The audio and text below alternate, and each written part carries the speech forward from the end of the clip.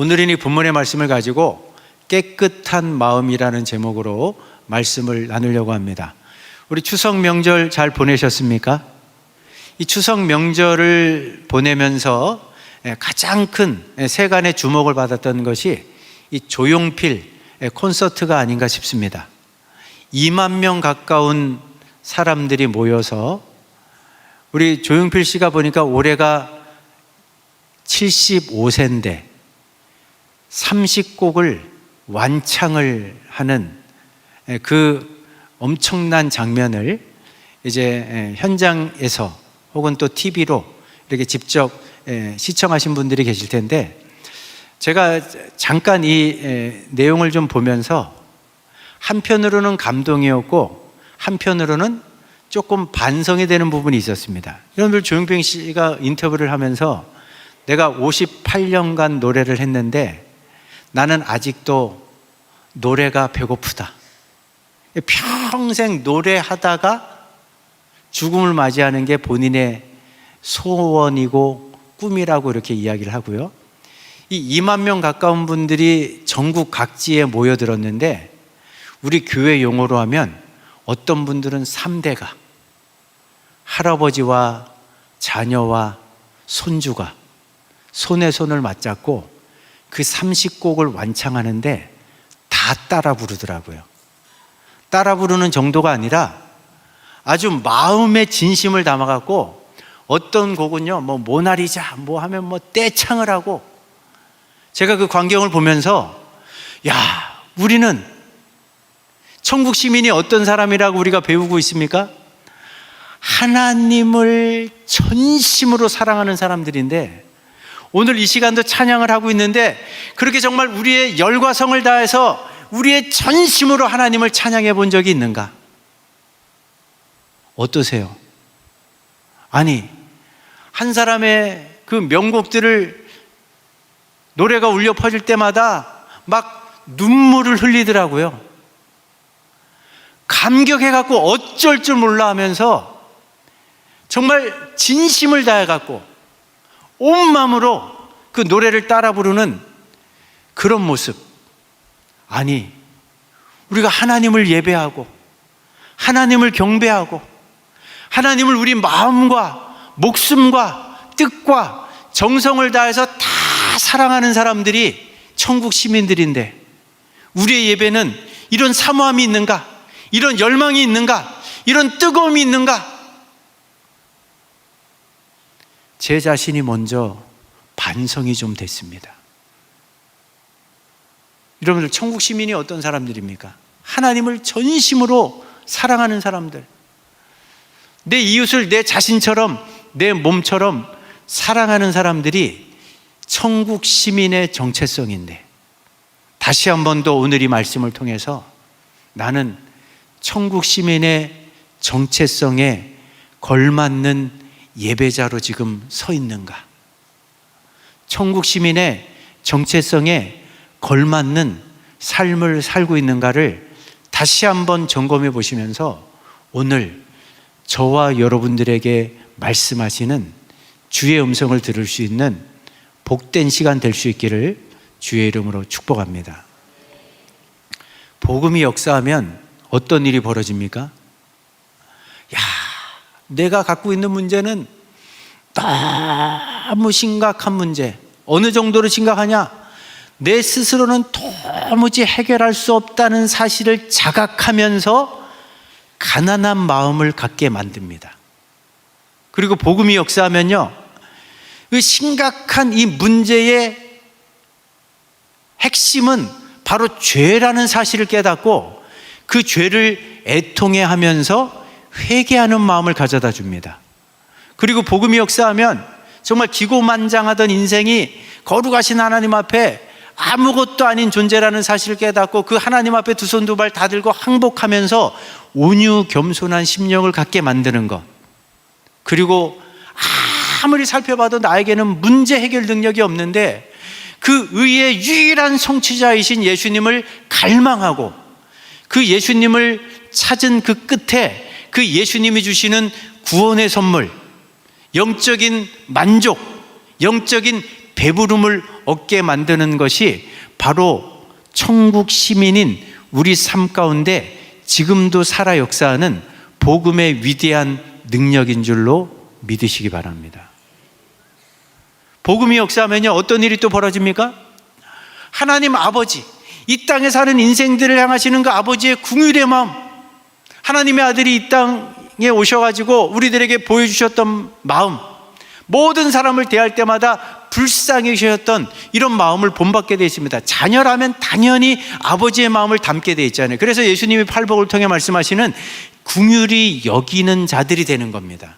지난주에 살펴본 대로 긍휼은요, 단순히 감정적인 차원으로 끝나는 게 아닙니다. 정말 이 무정한 세대 속에서도 함께 기뻐하고 슬퍼할 줄 아는, 공감할 줄 아는 사람들로 변화가 되고요, 우리는 예수님으로부터 1만 날던데 빚을 탕감받았기 때문에 나에게 아무리 큰 해코지를 하고 잘못한 사람을 할지라도 100데나리온 밖에 되지 않는 그런 사람들을 용서하면서 살게 됩니다. 선한 사마리아인의 비유를 통해 말씀해 주셨던 것처럼 내 것을 나누고 베풀면서 희생적인 섬김의 자리, 이 공감과 용서와 섬김의 구체적인 삶의 특징이 이 긍휼한 마음을 갖고 살아가는 천국 시민들의 삶 가운데 나타나게 되는 아주 중요한 세 가지 삶의 특징이라는 거죠. 이런 긍휼의 마음을 갖게 되면요, 인간관계에 근본적인 변화가 일어납니다. 이 긍휼의 마음을 갖고 사람을 대하기 시작하면 근본적인 새로운 삶의 변화, 새로운 인간관계의 변화를 경험하며 사는 사람들이 바로 천국 시민의 삶이라는 것을 잊지 마시기 바랍니다. 오늘 예수님께서 한 가지를 더 말씀하십니다. 팔복 가운데 이 복음이 역사하면 천국 시민에게 어떤 일들이 벌어지느냐? 우리의 마음이 깨끗해진다는 거예요. 이 마음이 깨끗해진다는 것은요, 마음의 근본적인 변화, 근원적인 변화를 경험하게 된다는 겁니다. 여러분들, 마음이 얼마나 중요합니까? 우리의 모든 감정과 생각과 행동의 뿌리, 그 뿌리가 바로 마음입니다.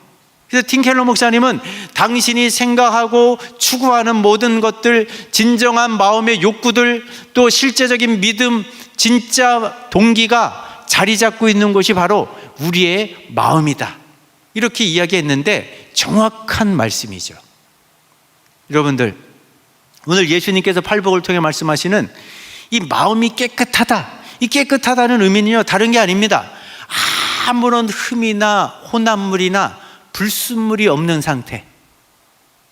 구약의 이스라엘 백성들이 거룩하신 하나님 앞에 제사를 드리려고 하면요, 흠없는 제물을 갖고 나가야 됩니다. 요즘 이미지를 좀 생각해 보면 깨끗한 물, 청정수, 불순물이 하나도 섞이지 않은 순금, 이런 상태를 말하는 겁니다. 그래서 마음이 깨끗한 자는요, 그냥 겉모습이 너무 남들이 볼 때 반듯하다, 정말 흐트러짐이 없다, 뭐 외적, 의식적으로 청결, 이 정도를 말하는 게 아닙니다. 위선이 없고 기만, 속임수, 간사함이 없는 상태. 그래서 하나님을 대할 때나 사람을 대할 때 순수하고 거짓이 없고 투명하고 진실하고 한결같은 그런 마음 상태로 하나님을 대하고 사람들을 대하는 사람, 그런 사람들을 일컬어서 오늘 예수님께서 마음이 깨끗한 사람이라고 말씀하고 계신 겁니다. 하나님은요, 사람들과는 다르게 보시는 부분이 있습니다. 이세 아들들 가운데 왕을 선택했다고 하시면서 사무엘 선지자를 보냈을 때, 이 사무엘 선지자가 이세의 첫째, 둘째, 셋째 아들, 키가 크고 아주 외모도 출중한 그 모습을 보면서 이 세 아들 중에 하나님께서 왕으로 예선을 하셨겠구나, 이런 생각을 하고 있던 그 사무엘에게 하나님께서 이런 말씀하십니다. 내가 보는 것은 사람과는 다르다. 사람은 외모, 그 사람의 외적인 아름다움, 미모, 집안, 배경, 학벌, 직업, 능력, 스펙, 이런 것들을 보지만 나 여호와는 그 사람의 중심을 보느니라. 하나님은요, 사람들이 들여다볼 수 없는 마음속 가장 깊은 곳을 살피시는 분입니다. 그래서 시편 기자들이 성전에 올라서 하나님을 예배할 때마다 거룩하신 하나님을 어떤 사람들이 만날 수 있는가를 기도도 하고 찬양하면서 이렇게 외쳤습니다.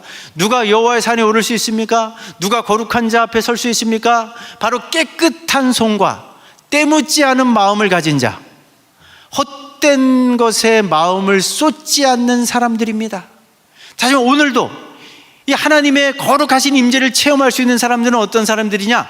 깨끗한 손과 때묻지 않는 마음을 가지고 헛된 곳에 마음을 쏟지 않고 오로지 하나님만 바라보는 그런 사람들에게 하나님이 당신의 영광을 보여주신다는 거죠.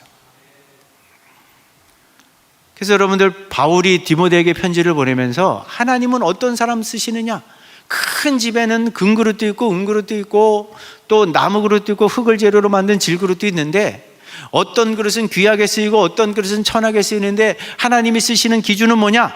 누구든지 악을 멀리하고 자신을 깨끗하게 하면 주인이신 주님이 쓰기에 귀하고 거룩한 그릇이 될 것이다. 하나님의 관심은요, 그 재료가 금이냐 은이냐 나무냐 흙이냐 이런 데 관심이 있는 게 아니에요. 어떤 재료로 만들어졌든지 간에 그 그릇이 깨끗하냐 더러우냐, 깨끗하기만 하면 주인이신 하나님께 귀히 여김을 받으며 쓰임받는 인생이 되는 줄로 믿으시기 바랍니다. 여러분들, 세상의 기준과 하나님의 기준, 사람을 쓰는 기준이 명확히 다릅니다. 세상은요, 더러워도 실력 있으면, 능력 있으면 얼마든지 쓰임 받을 수 있습니다. 여러분들, 우리나라뿐만 아니라 전 세계적으로 보면 그게 대통령이든 한 나라의 어떤 중요한 위치를 차지하는 지도자든 도덕적인 결함이 있고 성적인 스캔들이 있고 범법 행위가 있고 중요하지 않아요. 실적만 있으면, 결과만 있으면, 성과만 좋으면 얼마든지 쓰임 받습니다. 이게 세상의 기준입니다. 근데 하나님은 아무리 실력이 출중해도 하나님이 보시는 그 중심, 그 마음의 깨끗함을 유지하지 못하면 하나님은 그런 사람은 쓰지 않습니다. 아무리 세상적인 기준으로 부족해도 하나님 앞에서 성결과 거룩을 유지할 수 있다면 바로 그 사람이 하나님의 주목을 받고 하나님의 쓰임받는 일꾼이 되는 줄로 믿으시기 바랍니다. 근데 여러분들, 이런 기준을 생각해 볼 때 이 땅에 사는 모든 인생들이 갖고 있는 근본적인 한계가 있습니다. 예수님께서 한 번은 바리새인들을 향해서 이렇게 말씀하십니다. 사람들의 마음속에서 악한 생각과 음란과 도둑질과 살인과 간음과 또 욕심과 악독과 속임수, 또 뿐만 아니라 방탕과 시기와 중상, 교만, 이 모든 것들이 다 마음속에서 나와서 그 사람을 더럽히는 것이다. 이거는 예수님 당시의 종교 지도자들이나 예수님 당시에 유대인들에게만 해당되는 말씀이 아닙니다. 타락하고 부패한 모든 인생들의 마음속에는 끊임없이 우리 마음을 더럽히는 죄들이 계속해서 만들어지고 있다는 겁니다. 이게 근본적인 인생들의 한계입니다. 그런데 이런 문제를 사람들이 어떻게 해결하는지 아십니까? 어리석게도 마치 손바닥으로 하늘을 가릴 수 있는 것처럼 사실 자기도 알아요. 내 마음속에 끊임없이 더러운 죄들이 만들어지고 있다는 사실을 알고 있는데 철저하게 그런 마음의 죄들을 숨기려고 합니다. 그리고 애써서 외면하려고 하고요. 또 다른 사람들은 자기가 베푸는 선행, 자신이 쌓아 올리는 의로움을 가지고 그 죄를 상쇄시키려고 합니다. 무마시키려고 합니다. 그러면서 철저하게 외식을 행합니다. 가식적으로 삽니다. 자기 자신을 과대하게 포장을 하고 다 가면을 쓰고 살아가는 것, 이것이 타락하고 부패한 인생들의 전형적인 삶의 특징이자 문제입니다. 대표적으로 예수님 당시의 바리새인들, 종교 지도자들이 이런 부류의 대표 선수들이었습니다. 예수님께서 너무 그 속을 다 들여다보시면 다 도토리 키재기예요. 자기 스스로 해결할 수 없는 죄의 문제가 끊임없이 만들어지면서 그 마음속이 더럽혀져 있는 것을 다 꿰뚫어 보시는데, 그 의식적인 정결과 그 외적인 청결을 가지고 자꾸 사람과 나를 비교하면서 나는 저 사람보다는 의롭고 난 저 사람보다는 깨끗해라는 그런 교만 속에 살아가는 그 바리새인들을 향해서 주님이 통렬하게 지적하시고 질책하십니다. 이 눈먼 바리새인들이여, 이 외식하는 바리새인들이여, 회칠한 무덤 같으니 겉으로는 아름답게 보이나 그 안에는 죽은 사람의 뼈와 모든 더러운 것들이 가득하도다. 이거는 바리새인들만의 문제가 아닙니다. 이 땅에 사는 모든 인생들의 근본적인 문제고 한계입니다. 어떻게 해결할 수 있을까요? 기억하십시오. 나는 해결할 수 없습니다. 이 세상에 그 누구도 마음속에 끝도 없이 만들어지는 이 죄의 문제를 해결할 수 있는 인생은 없습니다. 하나님이 개입하실 때만 해결될 수 있어요. 하나님이 우리를 찾아오셔야만 이 문제는 해결됩니다. 성경을 보세요. 하나님께서 이 문제를 해결하기 위해서 어떤 해결책을 제시하십니까? 구약시대에 보면은 이스라엘 백성들을 선택하시고 그들에게 너희들의 문제는 외적인 문제가 아니다. 너희들 밖에서 문제가 발생하는 것이 아니고 너희들의 마음속에 있는 죄, 끝도 없이 만들어지는 죄가 근본적인 문제라는 사실을 깨닫게 하기 위해서 제사 제도를 명령하셨죠. 그래서 심각한 이 죄의 문제, 이 어느 정도로 심각하냐? 죄가 만들어질 때마다 이 죄에 대해서는 죄값이 치러져야 되는데 생명의 피값이 뿌려져야 된다는 것을 구약의 제사들을 통해서 계속해서 교육하셨습니다. 그런데 한계가 무엇입니까? 히브리서 기자가 증언합니다. 구약에 수도 없이 드려진 구약의 제사로는 그 마음속에 끝도 없이 만들어지는 죄를 근원적으로 해결할 수가 없다. 그래서 황소와 염소의 피가 죄를 없애줄 수 있다 없다?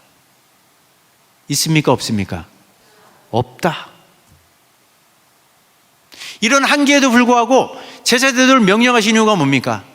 너희들의 문제는 외부 요인에 있는 게 아니라 바로 너희들의 마음속 죄가 문제라는 사실을 끊임없이 일깨워 주시는 거예요. 그리고 이 죄는 가볍게 여길 문제가 아니다. 반드시 생명의 피값이 뿌려져야지만 이 죄의 문제가 해결될 수 있다는 것을 계속해서 일깨워 주시는 거죠. 그리고 그 끝에 구약의 제사를 완성하시기 위해서 하나님이 그 아들 예수님을 이 땅에 내려보내십니다. 예수님은 오직 당신의 몸, 당신이 흘리신 피, 어떤 피입니까? 우리 사도신경을 통해서 고백하지만요, 성령으로 잉태되셨기 때문에 태어날 때부터도 원죄로부터 자유로우신 분이에요.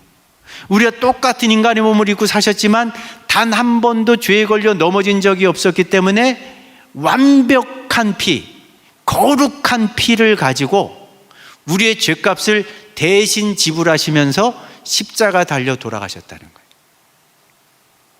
그래서 이 예수님의 피에는 어떤 능력이 있습니까? 그리스도의 피가 어찌 너희 양심을 죽은 행실에서 깨끗하게 하고 살아계신 하나님을 섬기게 하지 못하겠느냐?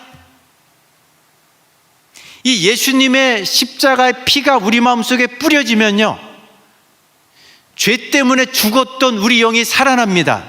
우리 마음이 깨어납니다. 악한 양심이 선한 양심으로 바뀌어집니다. 예수님이 오늘 말씀하시는 깨끗한 마음을 가지고 살아계신 하나님을 섬길 수 있는 그 복된 자리로 나갈 수 있는 줄로 믿으시기 바랍니다. 우리 찬송가 가사처럼 나의 죄를 씻기는 예수의 피밖에 없습니다. 나의 죄를 정케하는 것도 예수의 피밖에 없습니다. 평안함과 소망도 예수의 피밖에 없습니다. 영원토록 우리가 할 말은 예수의 피밖에 없습니다. 나는 공로 없지만 예수의 피면 충분합니다. 나의 의로는 하나님께 나갈 수 없지만 나를 위해 흘리신 예수님의 피, 그 보배로운 피 하나면 충분하다는 거죠. 그래서 하나님이 선언하십니다. 예수님의 보배로운 피로 죄와 모든 불법을 용서받았으므로 다시는 죄를 위하여 제사를 드릴 필요가 없게 되었다. 예수님의 십자가 제사는 갈보리 언덕에서 딱 한 번밖에 드려지지 않은 제사지만 우리의 죄를 사하는 영원한 효력을 발생시켰다는 것이 성경의 명백한 증언입니다.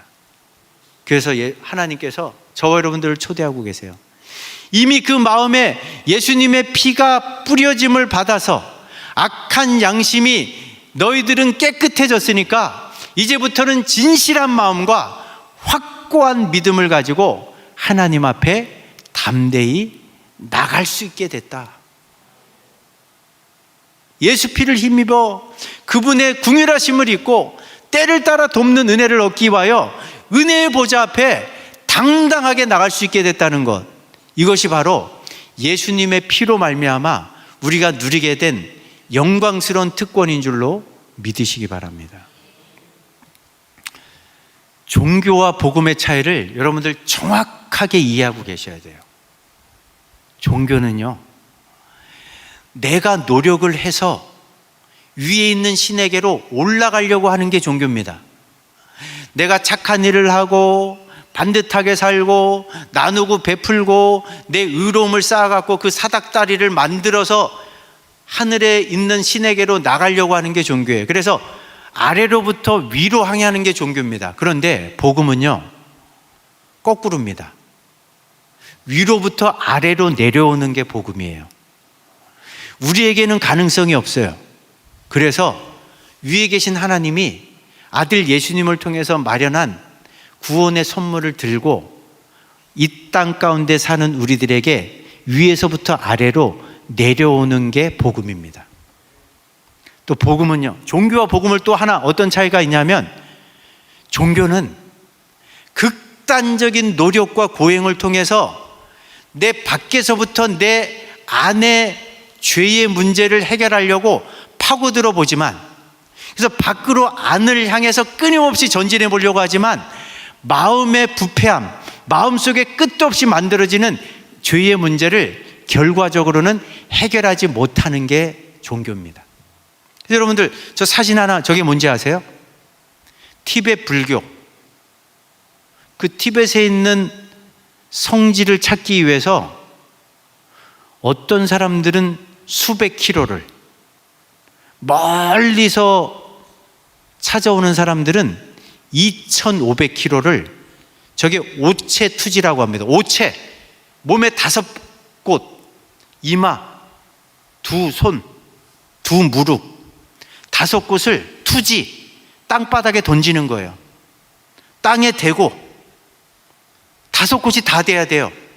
그렇게 200km, 300km를, 저 도로가 아닙니다. 평지가 아닙니다.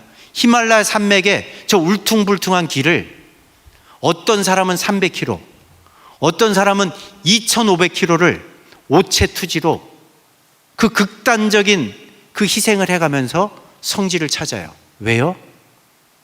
내 마음을 깨끗하게 해보려고, 내 마음의 죄를 해결해 보려고, 신이 주는 구원을 얻어보려고. 근데 저런 극단적인 노력을 해도 마음의 죄가 해결되지 않아요. 마음이 깨끗해지지 않아요. 이게 종교의 근본적인 한계입니다. 밖에서부터 끊임없이 안으로 파고들고 그 마음의 깊은 곳까지 도달해 보려고 하지만 도달이 안 돼요. 마음의 근원적인 죄의 문제를 해결하지 못해요. 그런데 복음은요, 밖에서 우리로부터 시작하지 않아요. 예수님의 피가 사람은 도달할 수 없는 마음속에 뿌려지면 그 뿌려진 십자가의 피가 능력을 발휘해서 우리 안에서부터 속사람을 바꿔놓고 그 변화된 마음이 우리 바깥의 행동, 언어 행실을 바꿔놓는 것이 복음의 위대한 능력입니다. 기억하십시오. 복음은 위에서부터 아래로 향하는 종교입니다. 안에서부터 밖으로 향하는 종교입니다. 그래서 오늘 예수님이 말씀하신 것처럼 우리의 속사람을 근본에서부터 완전히 새롭게 바꿔놓는 그런 능력이 십자가 피 묻은 복음의 능력임을 잊지 마시기 바랍니다. 천국 시민이 어떤 사람들입니까? 예수님의 피로 이미 마음이 깨끗해진 사람들. 요한계시록 보세요.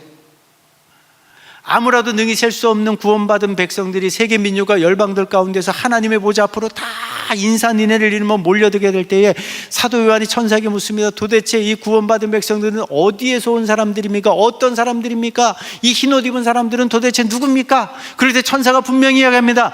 어린 양의 피로 모든 죄를 깨끗하게 씻음받은 사람들이다. 바로 이런 사람들이 천국 시민인 저와 여러분들인 줄로 믿으시기 바랍니다. 그래서 복음을 통해 성령이 역사하면요, 허물과 죄로 죽었던 영이 살아납니다. 성령의 거듭남을 통해서 새 사람이 됩니다. 새 마음을 갖고 깨끗한 심령을 갖고 근본적인 삶의 변화를 경험하며 사는 사람들이 바로 천국 시민인 저와 여러분들입니다.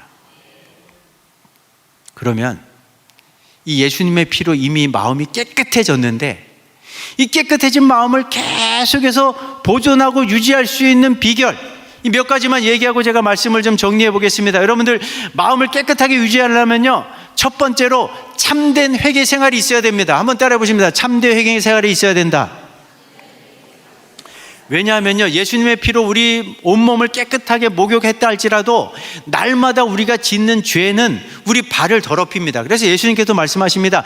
이미 예수님의 피로 몸과 마음과 영혼을 다 목욕한 사람이라 할지라도 매일매일 짓는 죄 때문에 더러워진 발은 매일매일 씻어야 한다.